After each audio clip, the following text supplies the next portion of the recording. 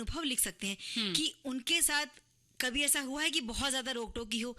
जैसे कई बार बहुओं के साथ में ससुराल में होती है, छोटे बच्चों के साथ माता पिता की होती है, जब हम विद्यालय में जाते हैं तो हमारे टीचरों की हो जाती या है। कई बार हमारे जो सीनियर्स होते हैं, जो हमसे बड़ी कक्षा में पढ़ने वाले विद्यार्थी होते हैं, उनकी भी रोक टोक होती है। तो किस किस तरह की रोक टोक का सामना उन्हें करना पड़ता है और उसका प्रभाव क्या होता है इसमें? जी बिल्कुल सही कहा चंचल तुमने, लेकिन कई बार ये रोक टोक अच्छे के लिए भी होती है, इसका जिक्र भी हम कर सकते हैं। और कई बार ये रोक टोक हमारी जिंदगी को खराब भी करती है, हमारे विचारों को हमें चिड़चिड़ा बना देती है। बात बात पर जो लोग रोकते टोकते हैं ना, वो बहुत गंदी आदत होती है। यहाँ मत बैठो, यहाँ मत बैठो, यहाँ मत उठो। घर में भी कई बार माएं बच्चियों को कहती थी ज्यादा मत हंसो, इधर मत बैठो, उससे बात मत करो। तो ये जो छोटी छोटी रोक टोक होती है वो भी कई बार हमें बहुत ही परेशान कर देती है। लेकिन कुछ रोक टोक हमारे अच्छे जीवन के लिए भी होती है। तो हमारे जो साथी हैं वो लिखें कि उनके जीवन में कोई रोक टोक थी क्या? उनकी माँ ने, उनके पिता ने, उनके घर वालों ने, दोस्तों ने, टीचर ने, प्रोफेसर ने, उनके बॉस ने कोई रोक टोक की होगी जिससे उनका जीवन बना या जीवन बिगड़ा। या आपने अपने बच्चों के साथ क्या रोक टोक की, उसके बारे में बताइए। कॉलेज जाना है, सीधे कॉलेज जाके घर आना है, किसी से मिलना नहीं है, हंसना नहीं है, एक समय सीमा बांध दी जाती है कि इतने समय तक ही आपको घर आना है। तो जैसे आपने कहा ना, रोक टोक कई बार अच्छी होती है, तो एक अच्छी रोक टोक हम लगा लेते हैं अपने ऊपर, थोड़ा सा रोकते हैं एक गाने के लिए खुद को। तो आप मुझे टोक रही हैं या मैं आपको रोक रही हूँ? हम दोनों रुकेंगे और रुक कर सुनेंगे एक बहुत मीठा सा गाना। बिल्कुल। तो चंचल, ये गुजारिश की जाती है कि आइए हम बाहर को बांट लें, जिंदगी के प्यार को बांट लें। लेकिन जो बाहर है, जो प्रकृति में बाहर आती है, उस प्रकृति का जब हम दोहन करते हैं तो जो असंतुलन की स्थिति पैदा हो रही है, तभी तो आज हमें ये बात करनी पड़ रही है कि ओजोन परत के संरक्षण के लिए हमें एक खास दिवस मनाना जरूरी है, बहुत जरूरी है। और सूर्य का जो प्रकाश है वो हमारे जीवन को संभव बनाता है, लेकिन इसकी जो एक ओजोन परत है वो जीवन को उस रूप में संभव बनाती है जिसे हम जानते हैं। ओजोन परत गैस की एक नाजुक ढाल जैसी होती है जो पृथ्वी को सूर्य की हानिकारक किरणों से बचाती है। इस तरह ये पृथ्वी पर जीवन को संरक्षित करने में मदद करती है, यानी कि सीधी जो किरणें सूरज की पड़ रही हैं उससे हमें बचा एक लेयर का काम करती है, एक बड़ी ढाल सी है जो हम तक छनकर जो किरणें आ रही हैं वो हमें सुरक्षित है। बिल्कुल। अगर वही ओजोन परत जब खराब हो जाएगी तो सोचिए सीधी हम पर जो किरणें पड़ेंगी तो उसका कितना दुष्प्रभाव हम भोगेंगे। तो अगर ओजोन परत नहीं होती है तो सूर्य से निकलने वाली ऊर्जा पृथ्वी पर जीवन के लिए बहुत ज्यादा होती है। ये समताप मंडलीय परत एक अदृश्य ढाल की तरह हमें सूर्य की ज्यादातर हानिकारक पराबैंगनी जो किरणें हैं उनसे बचाती है। और ओजोन परत यूवीबी नामक यूवी प्रकाश के हिस्से को अवशोषित कर लेती है और यूवीबी के सूर्य से आने वाली एक तरह की पराबैंगनी रोशनी है जिसके कई हानिकारक प्रभाव भी देखने को हमें मिलते हैं। बिल्कुल, यही संदेश हमारे श्रोताओं ने भी हम तक पहुंचाया है। और मंदाकिनी जी, बहुत कम लोग इस बारे में जानकारी रखते हैं कि जीवन के लिए ऑक्सीजन जितना जरूरी होता है ना, बिल्कुल उसी तरह से ओजोन भी बहुत ज्यादा जरूरी है। हम कहें कि उससे ज्यादा जरूरी चीज है।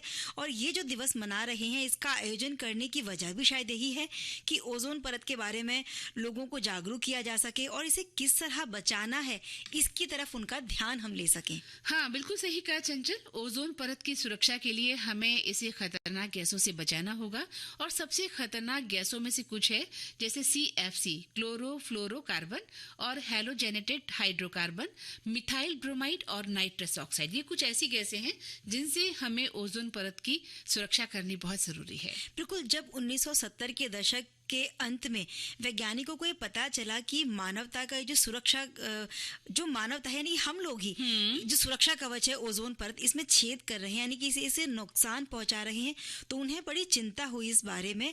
और ये जो छेद हैं जिनकी हम बात कर रहे हैं, ये हैं क्षयपारी पदार्थों का उपयोग, जिसमें रेफ्रिजरेटर, एयर कंडीशनर जैसी बहुत सारी चीजें शामिल हैं। और इसके लिए जो परिवहन के निजी साधनों का हम उपयोग कर रहे हैं उनसे भी हमें बचना है। साथ ही सार्वजनिक परिवहन का उपयोग करना है, साइकिल का प्रयोग कर सकते हैं, पैदल चलने की प्रयास कर सकते हैं। पर्यावरण के अनुकूल उत्तम समाधान है ये। कई बार हम देखते हैं कि घर में सदस्य तो कम है लेकिन फिर भी हर कमरे में हमने एयर कंडीशनर लगा रखे हैं और कोई बैठा है या नहीं बैठा है, सिर्फ कई बार हम अपना एक स्टेटस दिखाने के लिए भी बहुत सारे AC चालू करते हैं। और घर में 2-2 कारें या स्कूटीज हैं या स्कूटर हैं, मोटर बाइक है, सब रखते हैं हम, ताकि एक एक को मिलता रहे और हम अपने गंतव्य की ओर पैदल ना चले बल्कि किसी साधन का इस्तेमाल करके चले। और बिल्कुल इनसे जो धुआं निकल रहा है और वातावरण में फैल रहा है, ये बहुत ज्यादा नुकसान नुकसान कर रहा है हमारी ओजोन परत को। तो इसीलिए इन बातों की तरफ हमें थोड़ा सा ध्यान देना होगा कि हम इन संसाधनों का प्रयोग तो करें, लेकिन कितनी मात्रा में करना है इसका ध्यान रखें। यानी बैलेंस बहुत जरूरी है जिंदगी में, उस बैलेंस को हम खोते चले जा रहे हैं। एक बात और बताना चाहूंगी कि 1994 में संयुक्त राष्ट्र महासभा ने 16 सितंबर को ओजोन परत के संरक्षण के लिए अंतर्राष्ट्रीय दिवस घोषित किया, जो 1987 में मॉन्ट्रियल प्रोटोकॉल को अपनाए जाने की याद में मनाया जाता है और इसे विश्व ओजोन दिवस के नाम से हम जानते ही हैं। मॉन्ट्रियल प्रोटोकॉल एक ऐतिहासिक बहुपक्षीय पर्यावरण समझौता है जो ओजोन परत का नुकसान पहुंचाने वाले पदार्थों और मानव निर्मित रसायनों के उत्पाद और खपत को नियंत्रित करता है।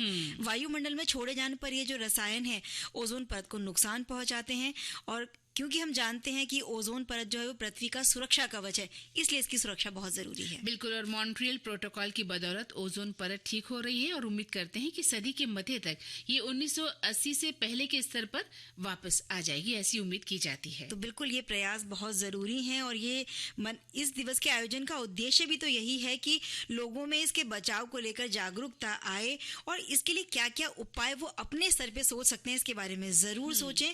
और देश दुनिया ओजोन परत के लिए बातचीत कर रही है, तरह तरह के सेमिनार आयोजित किए जा रहे हैं इस पर। बिल्कुल सही कहा। और ये दिन इसीलिए मनाया जाता है कि हम याद रखें कि ओजोन न केवल पृथ्वी पर जीवन के लिए जरूरी है, बल्कि भविष्य की पीढ़ियों के लिए भी ओजोन परत की रक्षा करना जारी रखना होगा। हमें बहुत ही सतर्क रहना होगा और इसके लिए सभी लोगों को, एक को नहीं, ये किसी सरकारी कोई काम नहीं है जहां हम ऐसा सोचें कि हमें क्या, हम तो कुछ भी कर सकते हैं।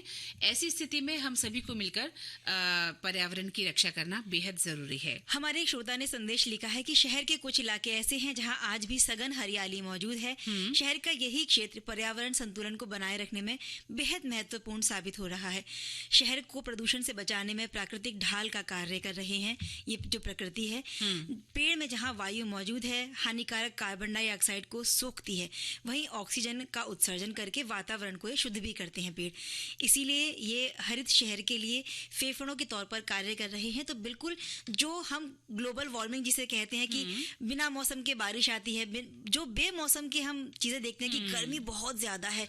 इस साल जब हमने देखा कि गर्मी से कितने पशु पक्षियों को भी हानि पहुंची, तो इसके लिए हमें इस परत को बचाना बहुत जरूरी है। हाँ, और अब हमें लेना होगा एक अंतरा। सुनने वाले श्रोताओं का स्वागत है और एक संदेश में पढ़कर सुनाती हूँ जो ओजोन को लेते हुए हमारे श्रोताओं ने लिखा है। ओजोन परत के संरक्षण के लिए ये अंतर्राष्ट्रीय दिवस हम मना रहे हैं और ये बहुत अच्छी पहल है। इससे हमारी धरती सुरक्षित होगी, पहाड़ और मैदान फिर से हरे भरे हो जाएंगे, हमारे पर्यावरण चक्र सुधर जाएंगे, अतिवृष्टि अति सूखा से हमें निजात मिलेगी। ऐसे ही प्रयासों के सक्रियता का वैश्विक दिवस ओजोन परत में हो रहे छिद्र के पहले की अवस्था में इसको ला सकेगा और ऐसी उम्मीद और सक्रिय प्रयास के लिए आज ये वैश्विक दिवस मनाया जा रहा है। जी, तो चलिए अब सुनते हैं ये गीत।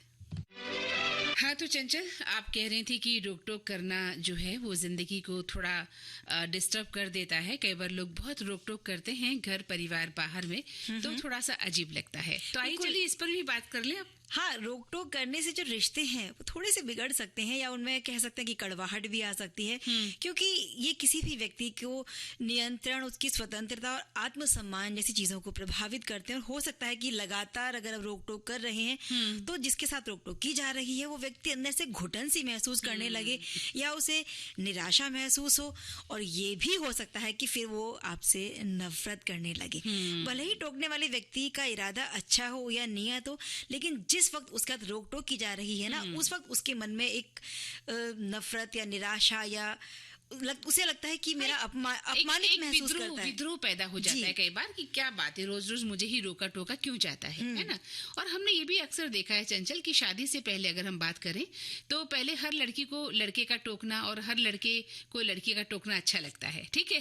जब आपकी दोस्ती होती है तब तो एक दूसरे को टोकना बहुत अच्छा लगता है ना, और आप उसको याद करके खुश होते हैं। और उस रोक टोक में दोनों को प्यार और अपनत्व नजर तो आता है, जिसके चलते वो कुछ बोलते नहीं।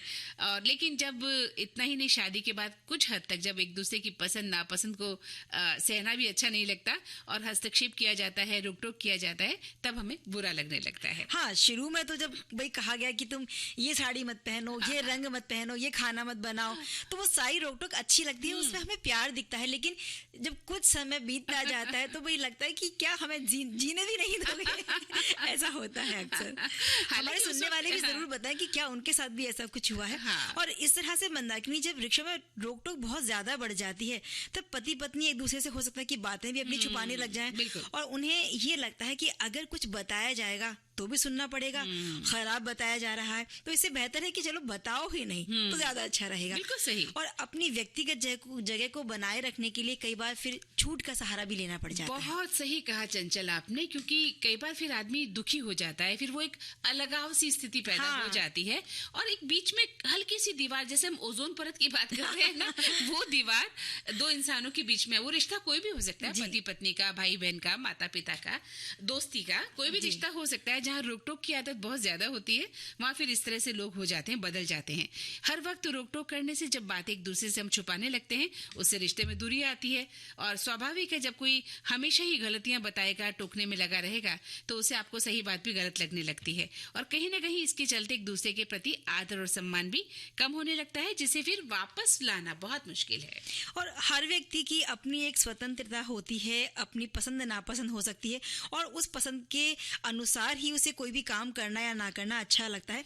रोक टोक करने से उसे लगता है कि उसकी स्वतंत्रता पे अंकुश लगाया जा रहा है, और लगातार रोक टोक करते रहने से वो बहुत परेशान हो जाता है। उसे महसूस होने लगता है कि उसे तो कोई समझता ही नहीं है, और इससे निराशा, नफरत या अलगाव, इस तरह के भाव उसमें आने लगते हैं, और ये जो सारे भाव हैं ये रिश्तों में दरार डालते हैं। बिल्कुल सही कहा। और किसी भी रिश्ते को मजबूत बनाए रखने के लिए आपसी सम्मान बहुत जरूरी है, विश्वास, खुली बातचीत, एक दूसरे की भावनाओं को समझना, सीमाओं को समझना बहुत जरूरी है। जब कोई व्यक्ति किसी दूसरे पर लगातार रोक टोक करता है तो ऐसा लगता है कि वो उसे नियंत्रित करने की कोशिश कर रहा है। और हमारे एक साथी लिखते हैं कि रोक टोक तब सही है जब वो प्यार और चिंता से की जाए, ना कि किसी अधिकार या दबाव से। रोक टोक के पीछे का इरादा और तरीका बहुत महत्वपूर्ण है, और ये रिश्तों में विश्वास और समझ को बढ़ावा भी दे सकता है। हाँ, एक श्रोता लिखते हैं कि हर छोटी बात पर किसी को टोकना या किसी के काम में बार बार दखल देना किसी के लिए अच्छा नहीं होता, खासकर तब जब आप उस काम के सही होने पर विश्वास रखते हो। इससे किसी दूसरे के काम में बाधा आती है, रिश्तों में तनाव आता है।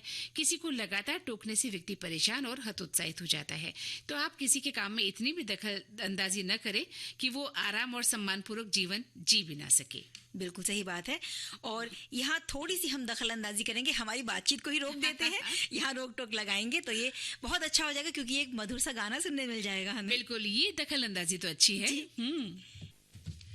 बड़ा अच्छा सा संदेश है मंदाकिनी जी। हमारी एक सखी लिखती हैं कि बच्चे या बड़े बेवजह टोकना या किसी बात पर डांटना अच्छी बात नहीं, क्योंकि इससे बच्चों के आत्मविश्वास को ठेस पहुंचती है, वे असुरक्षित महसूस करते हैं, उनका व्यवहार भी बिगड़ सकता है। बच्चों को धैर्य और सम्मान के साथ सुनना चाहिए और उन्हें अपनी बात कहने का मौका देना चाहिए, ताकि वो सुरक्षित महसूस करें और अपनी भावनाओं को सही तरीके से व्यक्त करना सीखें। किशोर, युवा, बुजुर्ग, हर तरह की किसी की भी बात पर नुक्ताचीनी उनके खींच को बढ़ाती है और रिश्तों में खटास आती है, और इससे अनबन बढ़ जाती है। बहुत सही बात इन्होंने लिखी है। लेकिन यहाँ अब मैं आपको रोकूंगी और टोकूंगी भी। अच्छा, बिल्कुल रोकिए और टोकिए, लेकिन ये बताइए कि किस बात पर रोक रही है और क्यों टोक रही है मुझे? क्योंकि अब वक्त है एक अंतराल का। हाँ। उसके बाद लौटते हैं, फिर नहीं रोकूंगी और ना टोकूंगी। तो इस अंतराल के बाद हम फिर से स्वागत करते हैं सभी सखियों और सखाओं का। तो मंदाकिनी जी, मुझे तो किसी ने कभी किसी कार्य के लिए रोक टोक नहीं किया। यहाँ तक कि मैं तो जब विविध भारती सुनता हूँ तब भी मुझे कोई मना नहीं करता। और विविध भारती जब सुनते हैं तो अड़ोस पड़ोस वाले भी वॉल्यूम बढ़ाने के लिए कहते हैं। ये संदेश है हमारे सुनने वाले ने लिखा है। बिल्कुल सही कहा कि अगर बार बार आप रोकेंगे टोकेंगे तो जो विश्वास और सुरक्षा की भावना है ना, वो खत्म होती है। आपके स्वस्थ जो रिश्ते स्वास्थ्य हैं वो खराब होते हैं और लगातार रोक टोक करने वाले व्यक्ति के प्रति आपका विश्वास भी कम होने लगता है। इसलिए कम रोकिए, कम टोकिए। आप चाहे माता पिता हैं तो अपने बच्चों को कम रोकिए और टोकिए। बात बात पर बच्चों की निगरानी रखना, रोक टोक करना, क्या कर रहे हो, कहाँ सो रहे हो, कितने बजे उठे, कहाँ गए थे, किस लिए गए थे, अब क्या कर रहे हो, कब पढ़ोगे, कितना पढ़ा, क्या पढ़ा, तो बच्चे तंग आ जाते हैं माता पिता से। बिल्कुल, उनको रोकना जरूरी है, हाँ। लेकिन कितना रोकना, कब रोकना, इस चीज को समझना बड़ा बहुत जरूरी है। जरूरी है। और बदलाव जिस तरह से रिश्तों में आ रहे हैं, तो बच्चे आजकल चाहते हैं कि उनको उनकी थोड़ी सी निजी स्पेस जो है या वो जो दी जाए। उनका हाँ। तो पूरी तरह से उनकी स्वतंत्रता पे जब कुछ अंकुश लगता है तब वो थोड़े से विद्रोही होने लगते हैं। हाँ। तो बच्चों का व्यवहार इतना आक्रामक ना बन जाए, इसके लिए इन बातों पर थोड़ी सी हमें लगाम लगाना जरूरी खुद का है। व्यवहार सुधारना पड़ेगा, क्योंकि बड़े होकर फिर बच्चे आपकी बात नहीं सुनेंगे। तब हमें अफसोस होगा कि हमने इसका इतना लालन पालन किया, ध्यान रखा, और अब हमारा ये बच्चा या बच्ची हमारा जो है कहना नहीं मान रही है। तो आपने उसको इतना वो कर दिया बिल्कुल, है। कहते हैं कि एक अंकुश है, कंट्रोल में रखना। उसके जीवन का रस खत्म हो जाता है। उसके भी जीवन में रस होना चाहिए, है ना। कल्पनाएं हर एक के जीवन में होती हैं, बच्चा भी कल्पनाएं करता है। उसको थोड़ा सा स्पेस दीजिए ताकि वो अपने जीवन को सोच सके। हमारे एक साथी ने बड़ी अच्छी और छोटी सी बात लिखी है कि कभी कभी बच्चों पर ज्यादा रोक टोक की जाए तो उन्हें जो करना होता है वो झूठ बोलकर कर लेते हैं। इसीलिए सही से उनको समझाना होता है कि क्या सही क्या गलत, और दोनों पहलू उन्हें बताने होते हैं। तो ये बात बहुत सही लिखी है कि रोक टोक अगर आप कर रहे हैं तो उसके दोनों पहलू बताकर कीजिए। बच्चे को समझाइए, नहीं समझता तो उदाहरण देकर, कहानियों के जरिए समझाइए, तो उसको बात सिर्फ रोक टोक नहीं लगेगी। हाँ, लेकिन अगर आपकी आदत ही रोक टोक करना है तो वो गलत हो जाता है ना। आपका आदत है, आदत में शुमार हो गई है आपकी ये बात, और आपको अपने पर अंकुश नहीं है तो गलत है। एक श्रोता लिखते हैं कि कई बार रोक टोक की वजह गलतफहमी होती है, जिसका समय पर समाधान न होने से अनबन बढ़ती है। स्पष्ट संवाद करिए, एक दूसरे से खुलकर बात करें, अपनी भावनाओं से अपनी शांति को बचाए रखें, सीमाएं तय करें, रिश्ते में निजी जगह का सम्मान करें और एक दूसरे के लिए स्वीकार्य सीमाएं निर्धारित करें। अपने पार्टनर के चुनाव और व्यक्तित्व का सम्मान करें, भले ही आप उससे सहमत नहीं हैं। एक दूसरे की भावनाओं को समझें, महसूस करें, आवेश में आने की बजाय शांत रहकर अपनी बात रखें, और इससे अनावश्यक तनाव से हम बच सकते हैं। हमारे एक श्रोता का संदेश मैं पढ़कर सुनाती हूँ। उन्हें लिखा है, रोक टोक, अरे बाबा रे बाबा, मेरी मम्मी जब हम लोग छोटे थे तो बहुत रोक टोक किया करती थी। जब भी किसी सहेली की पार्टी वगैरह होती थी तो हमें 4 दिन पहले से बड़ी भूमिका बांधनी होती थी कि कैसे मम्मी से परमिशन ली जाए। लेकिन पापा जी तुरंत हाँ बोल दिया करते थे। मम्मी को तैयार करने के लिए ये बहुत बड़ी बात हुआ करती थी। थोड़े बहुत बड़े हुए तो अकेले इधर मत जाओ, उधर मत जाओ, दोस्तों के साथ सड़क पर मत जाओ, गली में गप्पे मत करो। तो मेरी बहन जो थी वो थोड़ी जबरदस्त थी, उसे डर नहीं लगता था, और मम्मी से लेकिन वो बहुत डरती थी। इसलिए जब तक मम्मी से कहीं परमिशन नहीं मिल जाती थी, नहीं निकलती थी, अंदर ही अंदर गुस्सा जरूर हुआ करती थी। पर अब हमें लगता है कि उस समय मम्मी अपने हिसाब से ठीक ही करती थी। हाँ। तो एक समय आने के बाद ही हमें समझ में आता है, लेकिन जिस वक्त रोक टोक की जा रही है उस वक्त हम थोड़े से विद्रोही होते हैं, या उस वक्त हमें गुस्सा ही आता है। हाँ, ये बात भी सही है कि उस वक्त हमें समझ नहीं होती है। बाद में चलकर जब हम माता पिता बनते हैं और अपने बच्चों को रोकते हैं, तब समझ आता है कि हमारे माता पिता जो करते थे वो हमारी भलाई के लिए करते थे। लेकिन हाँ, कई बार इतना भी, वही बात कि अंकुश किसी पर इतना भी न लगाओ कि उसकी जो है निजी स्वतंत्रता वो खत्म हो जाए। तो इसलिए थोड़ा सा रोक टोक करिए, लेकिन एक लिमिट में, है ना, ताकि अनबन ना हो। तो अभी गीत सुन लिया जाए। गीत सुन ले। चलिए, आप नहीं तो कहेंगी कि मंदाकिनी जी रोक टोक कर रही है। मुझे रोकती या टोकती कि भी प्रोग्राम में आगे नहीं बढ़ोगी क्या, उससे पहले ही मैं अगले सब्जेक्ट को ले आई हूँ। क्योंकि आज मंगलवार का दिन है और एक विश्व विरासत स्थल की हम बात करेंगे। तो ये है शांति निकेतन, जो कि पश्चिम बंगाल में है। बिल्कुल, पश्चिम बंगाल के शांत वातावरण में बसा है शांति निकेतन। कला, साहित्य, शिक्षा और संस्कृति की समृद्ध विरासत को समेटे हुए है। शांति निकेतन एक ऐसी जगह है चंचल, जहाँ प्रकृति और संस्कृति एक दूसरे से सहज रूप से जुड़ी हुई है। भारत के पश्चिम बंगाल में बीरभूम जिले के बेलपुर उपखंड में बना है शांति निकेतन, जहां रविंद्रनाथ टैगोर ने एक विश्वविद्यालय शहर के अपने सपने को साकार किया, और यहाँ विश्व भारती विश्वविद्यालय की स्थापना हुई, जो एक केंद्रीय विश्वविद्यालय है। अपने शैक्षणिक और सांस्कृतिक महत्व के अलावा शांति निकेतन अपनी प्राकृतिक सुंदरता से सभी को आकर्षित कर लेता है।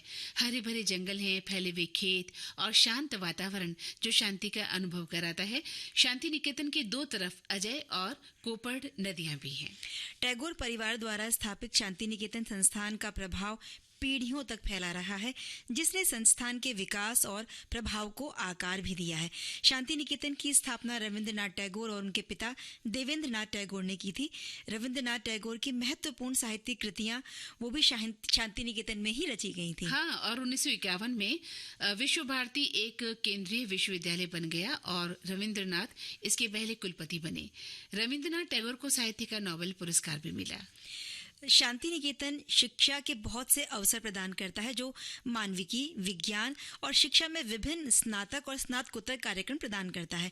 भाषा और संस्कृति अध्ययन के लिए रविंद्र संगीत, हिंदुस्तानी शास्त्रीय गायन, सितार, तबला, पखावज, कथकली नृत्य, मणिपुरी नृत्य, चित्रकला, भित्ति चित्र, मूर्ति कला, यानी तमाम तरह के पाठ्यक्रम यहाँ पर मौजूद हैं। बिल्कुल, बहुत सारी ग्राफिक कलाएं वहाँ पर हैं। और इसके अलावा यहाँ अरबी, फारसी, बंगाली, चीनी, हिंदी, जापानी, संस्कृत जैसी विभिन्न भाषाओं में पाठ्यक्रम दिए गए हैं। अपनी विविधता के साथ ये शैक्षणिक संस्थान बौद्धिक विकास और सांस्कृतिक आदान प्रदान में भी योगदान करते हैं। शांति निकेतन के स्थानीय बंगाली भोजन, अंतर्राष्ट्रीय स्वाद, यहाँ सब चीज़ों का एक अच्छा सा मिश्रण आपको मिल सकता है अगर आप जाते हैं यहाँ पर, जिसमें ताजी स्थानीय रूप से प्राप्त सामग्री इसको आप काम में ले सकते हैं और सभी पारंपरिक व्यंजन यहाँ की पाक विरासत को दिखाते हैं। और इसके अलावा शांति निकेतन में बहुत सारे भारतीय, इटालियन, चाइनीज तरह के रेस्टोरेंट और कैफे भी हैं, जिन पर विभिन्न प्रकार के व्यंजन का आनंद ले सकते हैं यहाँ आने वाले। बिल्कुल, और शांति निकेतन घूमने के लिए इलेक्ट्रिक रिक्शा, जिसे प्यार से टोटो के नाम से जाना जाता है, एक बजट अनुकूल सवारी है। और शांति निकेतन एक ऐसी जगह है जो जीवन और गतिविधियों से भरपूर है।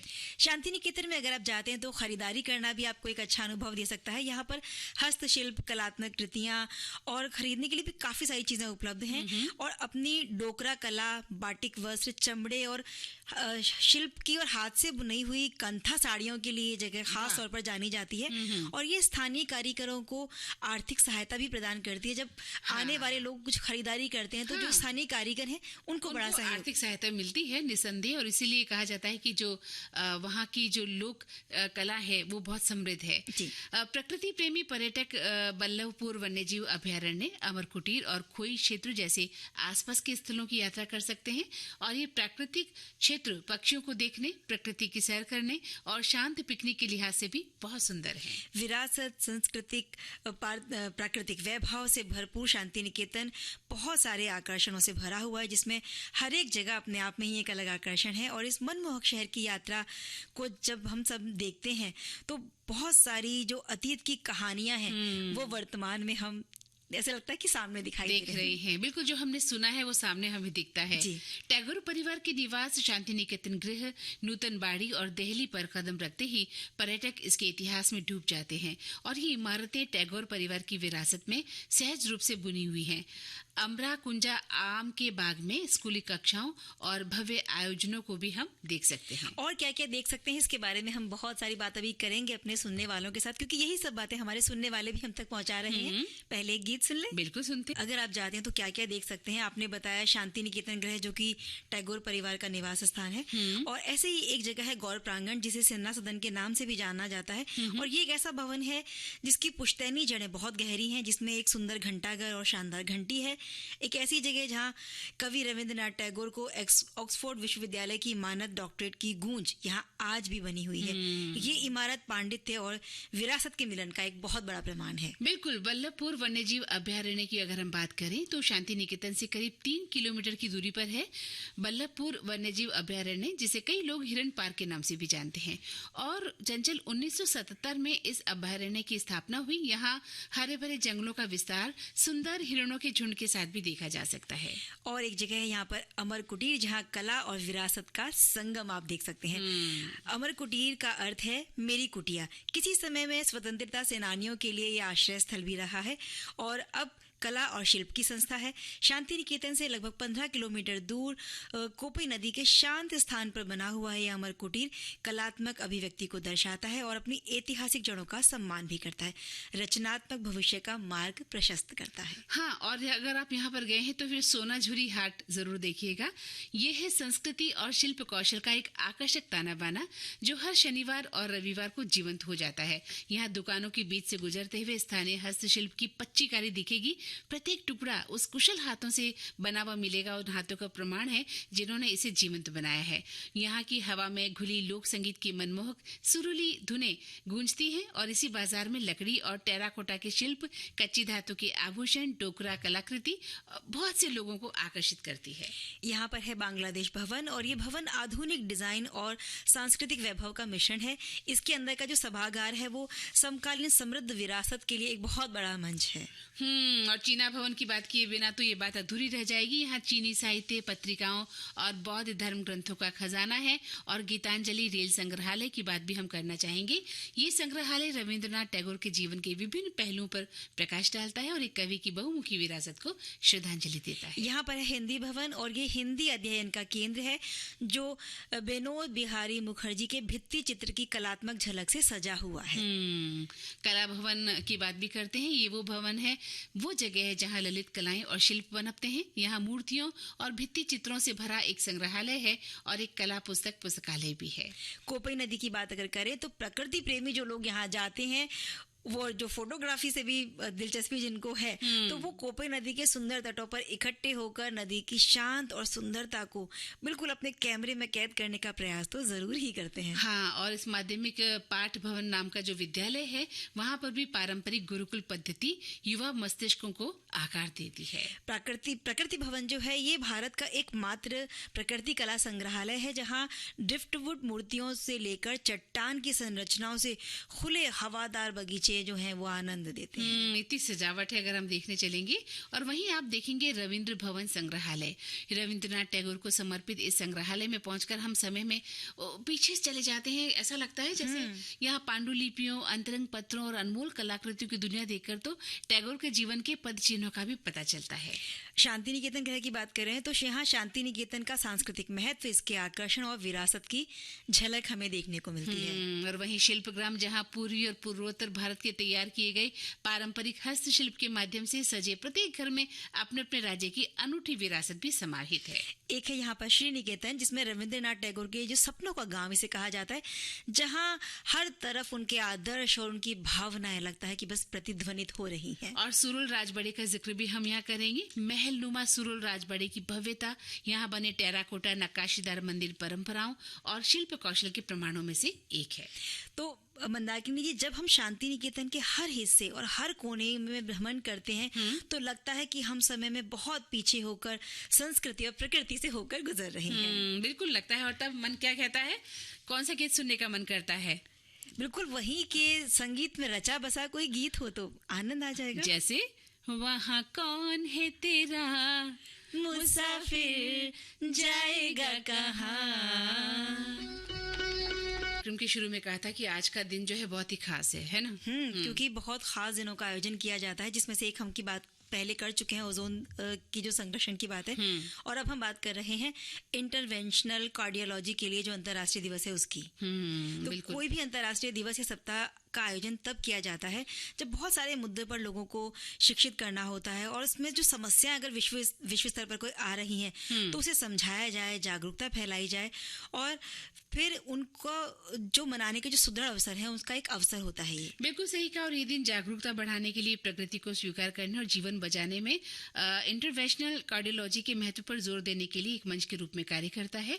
और स्वास्थ्य को बेहतर बनाने का दिन है आज कि जीवन की गुणवत्ता में सुधार कैसे लाया जा सकता है, इस पर विचार करना भी बहुत जरूरी है, ऐसा माना जाता है। तो सितंबर 2022 में महासभा ने 16 सितंबर को इंटरवेंशनल कार्डियोलॉजी के लिए अंतर्राष्ट्रीय दिवस के रूप में घोषित करने का निर्णय लिया था ताकि शिक्षा और संचार माध्यमों से हृदय संबंधी रोगों और प्रक्रियाओं संबंधी जटिलताओं के साथ ही इसमें रोकथाम और देखभाल के बारे में जागरूकता बढ़ाई जाए। और बहुत सारे देशों में हृदय संबंधी बीमारियों के प्रभावी प्रबंधन के लिए स्वास्थ्य प्रणालियों में महत्वपूर्ण निवेश और पुनर्संयोजन की भी बहुत ज्यादा जरूरत है। इसीलिए हृदय संबंधी बीमारियों से पीड़ित रोगियों तक उचित तकनीक पहुंच सके, दवाइयां उन तक पहुंचाई जा सके, इसीलिए इस दिवस का आयोजन किया जा रहा है। बिल्कुल। और साथ ही आज दक्षिण के लिए विज्ञान, प्रौद्योगिकी और नवाचार का अंतर्राष्ट्रीय दिवस भी हम मना रहे हैं।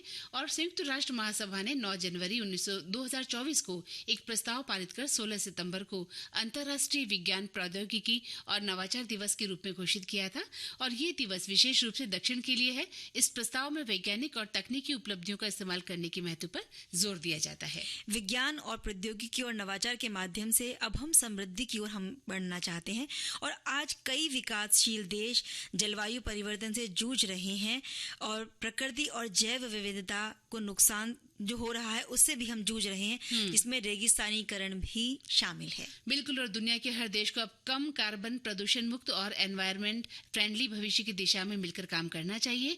ये पूरी मानवता के लिए बहुत जरूरी हो गया है।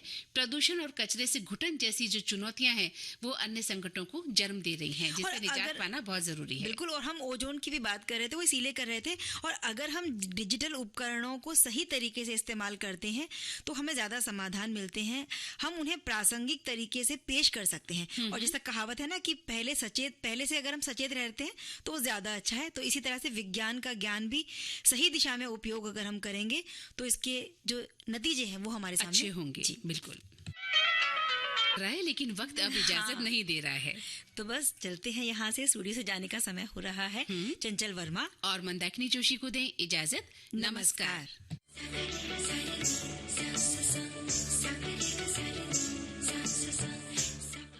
सखी सहेली कार्यक्रम की प्रस्तुत करता है अनुश्री पाठक। सखी सहेली